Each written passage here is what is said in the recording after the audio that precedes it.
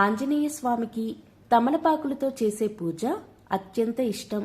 సహస్రనామార్చన, అష్టోత్తరములతో తమలపాకులు సమర్పించిన శుభం కలుగుతుంది. తమలపాకులు పూజకు ఉపయోగించుట మంగళకరం.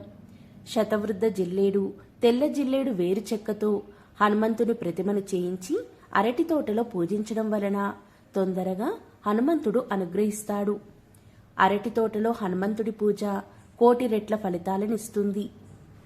పనుల్లో ఆటంకాలు ఏర్పడుతుంటే 5 మంగళవారాలు ఆంజనేయ స్వామి దేవాలయంలో 5 ఒత్తులు వేసి నువ్వుల నూనెతో దీపం పెట్టాలి.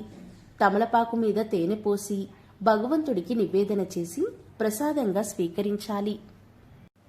అరటి పండ్ల నివేదన, సింధూర సమర్పణ, శని మంగళవారములలో తమలపాకులతో పూజ హనుమంతుని ఆరాధనలో ముఖ్యమైనవి. ఒకసారి సీతమ్మవారి పాపిట సింధూరాన్ని రాముడు ఇష్టపడతాడని తెలుసుకొని తన ఒంటి నిండా సింధూరం పూసుకున్న రామభక్తుడాయన. అందుకే స్వామికి సింధూరం అంటే అత్యంత ఇష్టమైనదిగా చెబుతారు.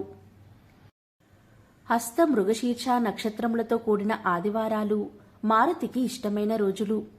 భూత ప్రేత పిశాచాది బాధలు, రోగాలు, కష్టాలు తొలగడానికి, అభిష్ట సిద్ధికి ఆంజనేయ ప్రదక్షిణములు శ్రేష్టం.